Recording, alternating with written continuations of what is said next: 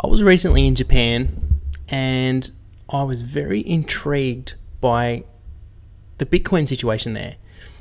You hear all these things about how Japan is, leading the charge in terms of Bitcoin, that they had pro-Bitcoin regulations.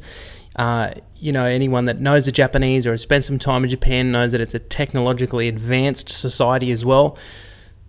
So you would think that Bitcoin would be huge there, would be used everywhere, and that you'd get this real sense that Japan was kind of leading the innovation and leading the payments processing sector in terms of Bitcoin. Well, like I said, I was there for 2 weeks. I've been there 3 times before, and I spent 3 days in Tokyo, and I took it upon myself to try and spend some Bitcoin in a couple of different ways. And my experience may actually surprise you. It was quite interesting. So in today's video, we're going to discuss my experience in Japan, what it was actually like using Bitcoin. Was it easy? Where could you actually spend it?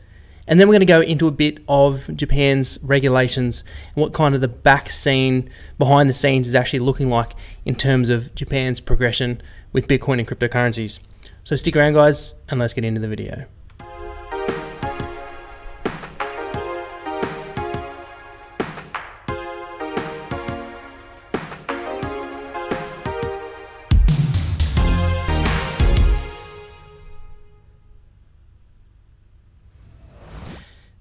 Now, firstly, guys, some of you obviously may have been wondering why I haven't been posting videos over the past couple of weeks. I only posted, I believe, 2 videos, and that's because I was in Japan. I go to Japan once every year or once every couple of years because it's an amazing country, and also because the snow there is amazing. And I go to the snow with my friends, and we enjoy exploring parts of Japan and enjoying the amazing food and the ramen there, which is just insanely good. So I was there for the past 2 weeks. I only just got back yesterday. Flew in from Tokyo. Spent some time up in the north this time. Spent some time in Niseko and Sapporo, and Tokyo. Always spend some time in Tokyo. But going there this time was the first time that I had been as deep into crypto as I am now. And so I kind of took it upon myself when I was there to spend some Bitcoin, or to convert some of my Bitcoin into Japanese yen. Now, one of the principal drivers for this was because I was having issues finding a cost-effective solution for exchanging currency from Australian dollars to yen. Now, what do I mean by that? Well, typically there are options you can use. You can get travel cards. Now, travel cards may have less of a fee on exchanging your local currency to the foreign currency, and then they'll have a lower transaction fee, or sometimes even no transaction fees when you're using the card, like a debit card, in another country.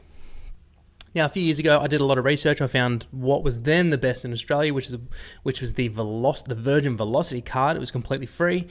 Exchange rate fees were low, and using the card was really low, and you also got Velocity points. So that was the card I took over there. But little did I know that some of the fee structures had changed, and converting the currency to yen was actually extremely expensive. It was extremely expensive. In fact, my local debit card just from my bank was arguably cheaper and easier to use.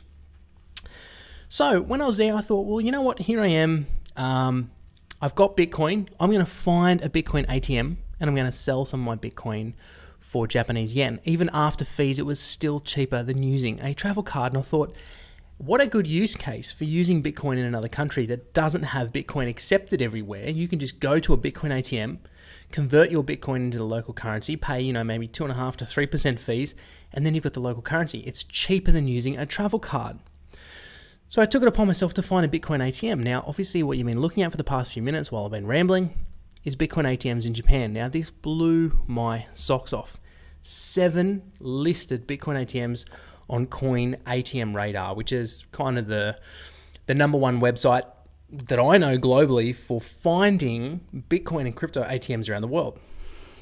So 7 ATMs, and a good chunk of them were in Tokyo. Unsurprisingly, Tokyo is absolutely massive as a city, like seriously huge city. So only seven. Now, I could not believe when I first saw this. I thought, you always hear about these pro-Bitcoin regulations. You have these exchanges that have huge trading volume in Japan. Why is there only 7 Bitcoin ATMs? Why is no one using Bitcoin here? What is actually going on? Now, to give you some perspective as to how low this actually is, in Australia, far lower population, completely different demographic, right? Australia is a completely different demographic to Japan. We have 55. We have 55 ATMs compared to Japan that only has 7. What? So crazy. So when I got to Japan, I found out there was only these 7 ATMs, and I thought, all right, I got to track down some of these ATMs. I've got to find some of these ATMs, and I got to sell some of my Bitcoin for crypto. At least there's some near where I was staying. I was staying in a place called Tsukiji, which is where, hopefully I pronounced that correctly. In the past, I've stayed in Shinjuku, I've stayed in Shibuya. But even though we're staying in Tsukiji, we went to a district called Roppongi. Now, while I was in Roppongi, here's some of what I saw. So here's a sign advertising a company called DMM Bitcoin. So when I saw this, I thought, oh, you know, there's not a lot of ATMs, but at least I'm seeing some Bitcoin advertising. This is pretty cool. I'm going to have no problems exchanging my Bitcoin for Japanese yen, or even buying some stuff with Bitcoin, which would have been even more awesome.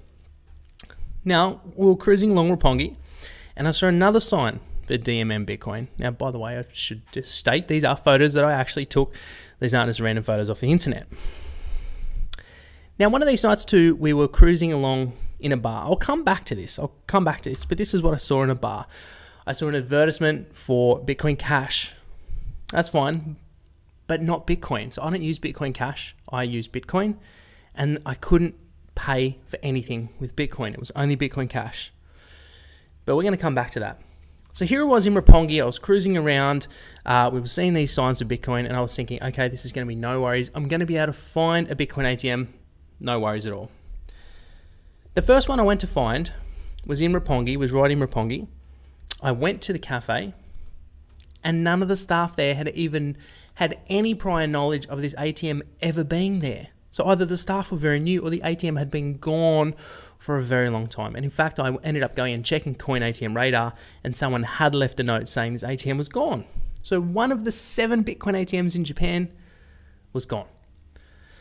So then I thought, okay, well, what's the next way? What's the next ATM I can find? And the next closest one was further down from Roppongi. It was about a 10-minute walk, and it was for a company called BitPayda, I think, or Bit something. I can't quite remember the full name. So we walked all the way down to their head office, which was a massive skyscraper, because the ATM was located in their office. We walked into the foyer, and the foyer was one of those typical foyers that you see in those huge corporate buildings that they actually have security at the front of the elevators. You can't even get on the elevator. So I went to the security guard there, and I said, okay, can I get through security? I want to go up to the floor that this Bitcoin office is located so I can use their ATM. And you know what he said to me? He said, the only way you can come through the security is if you've been personally invited by the company and they have given you a QR or a barcode that allows you 1 or 2 time access to the office. So here I was in Japan, apparently the Bitcoin center of the universe. I'm in this massive skyrise tower, and I can't even get to the office where this company, this Bitcoin company, has put their Bitcoin ATM. And I'm just like, this is insane. Like, this is pure insanity. Actually, being here in Japan, I'm seeing a completely different story in terms of Bitcoin and its use in Japan. And you can't really, you can't argue with that. When you're in a country and you're seeing it firsthand, you know, that's about as a good experience as you can get. So I had to retire my search for looking for a Bitcoin ATM because the others were in other parts of Tokyo. And to be honest, my reliability kind of ticker in my head for actually finding and using one was going down and down. So the next part of this story then goes to, what about merchant adoption? What about merchants actually accepting Bitcoin that allow you to go and pay? So coming back to this photo, of all the restaurants I went to, of all the bars I went to, and there were a couple, of all the shops I went to, of all the supermarkets, all the clothes shops and retail stores, this was the only place I saw an advertisement accepting cryptocurrency, and it was Bitcoin Cash. The only one. And I went to a lot. Remember, I went to Tokyo, Sapporo, Niseko, and I also went to a little town called Kuchen. Now, this is not representative of the entire Japan. I understand that.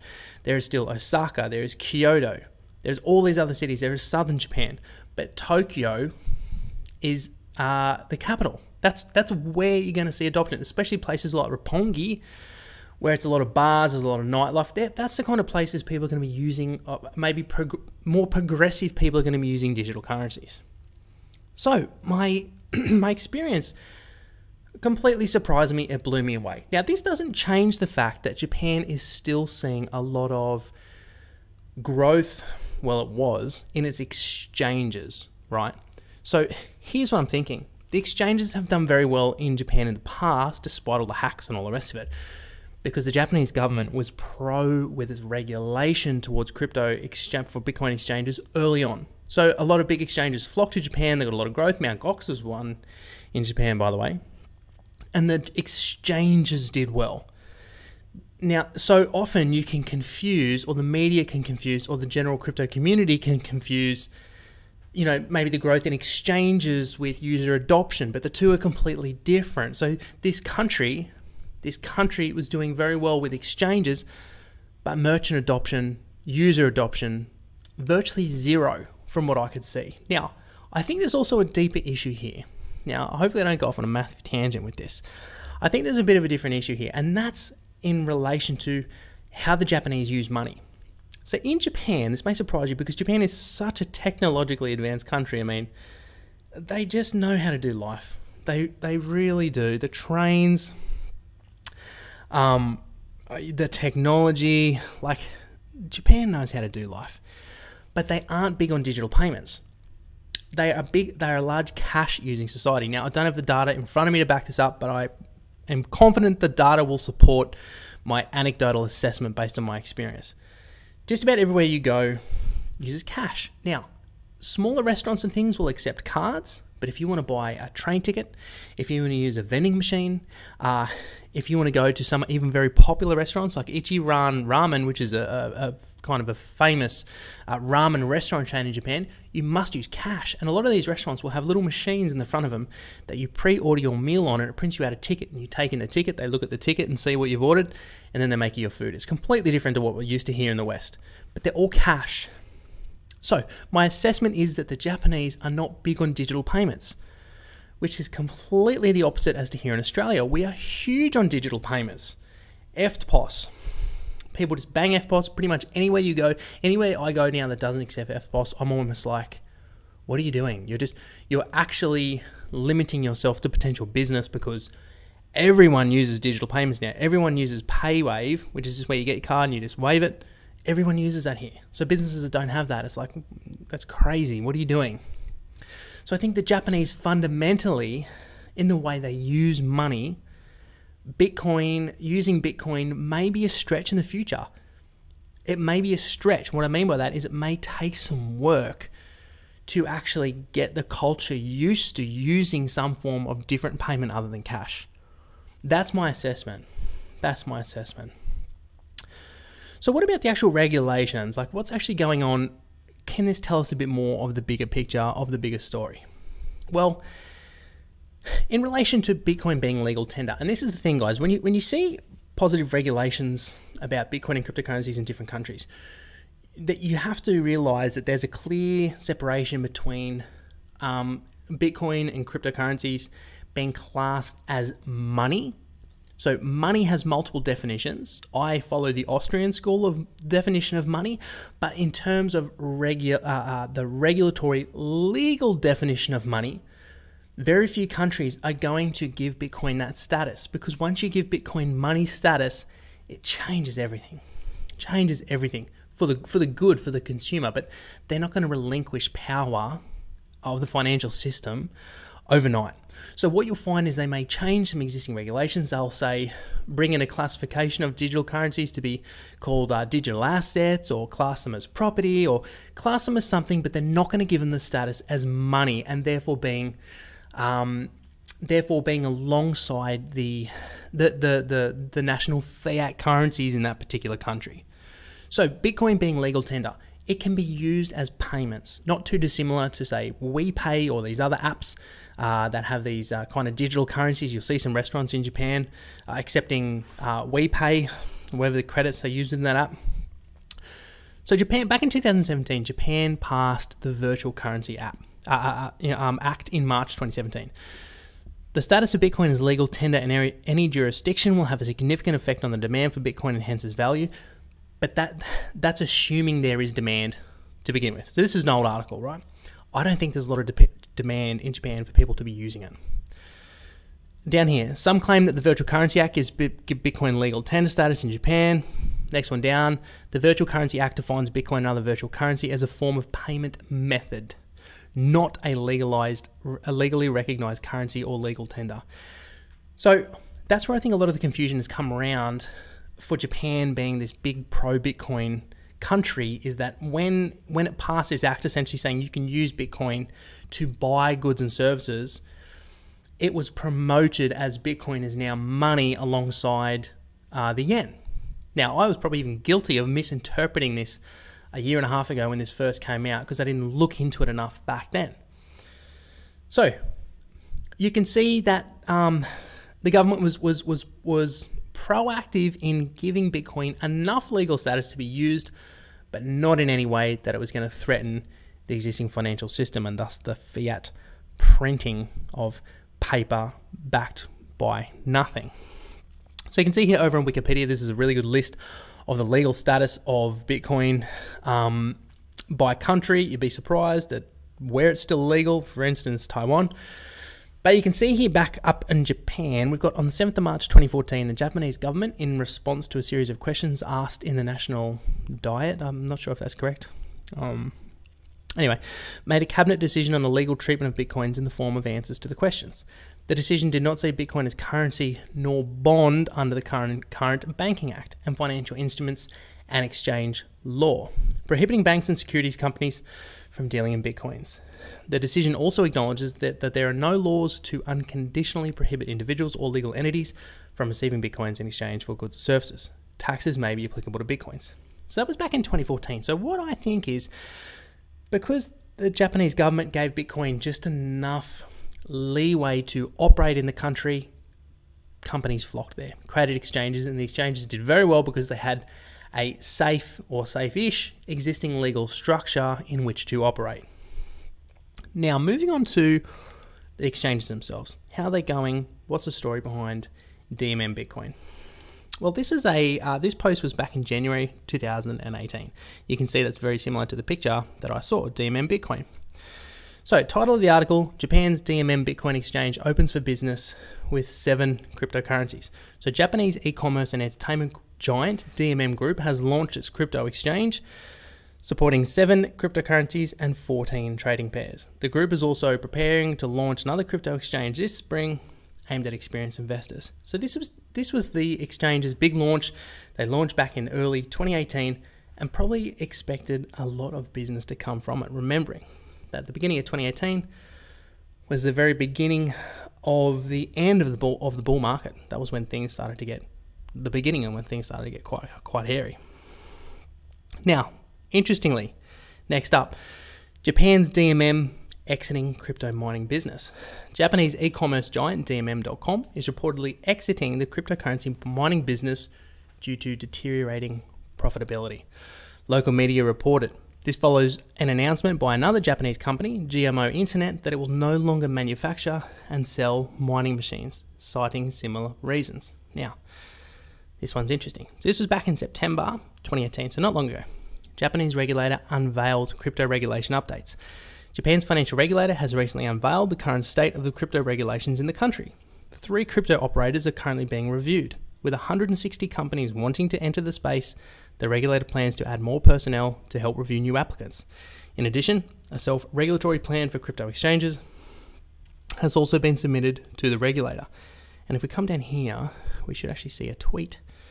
No, it wasn't here, it was another article. It was a tweet from Joseph Poon saying, growth in Japan is huge, this is big, but remembering what I said at the start, we need to separate the back-end business-to-business side from the business-to-consumer side, because people just aren't using Bitcoin in Japan. business might be good for exchanges, but people just aren't using Bitcoin. So there's a lot of work to do. But again, I think a lot of this really comes down to how the demographic use money, their kind of sentiment towards digital payments. Maybe that has something to do with it. I'm not going to pretend to understand the culture in that level of detail, having only spent, a month and a half in Japan over the past few years. But I think there's a lot of potential. I think that the Japanese are well poised in terms of their technology and their mindset towards innovation to see Bitcoin just absolutely rip. But what we might need to see, unfortunately, is some economic turmoil to see people turn to and use hard, sound money, which is exactly what is happening in parts of South America, as the trading volume on localbitcoins.com goes absolutely crazy in countries like Venezuela, Peru, Chile, Colombia, as the populace is losing faith and certainty in the local fiat money, the paper money backed by nothing. So guys, that's pretty much it for the video. That is my take, that is my experience on Bitcoin in Japan. It was interesting. It'll be interesting to see how it picks up in the next year or so when I go back. But before I just end this video, guys, I want to give my new course a plug. This is my brand new course, The Ultimate Guide for Cryptocurrency Trends in 2019.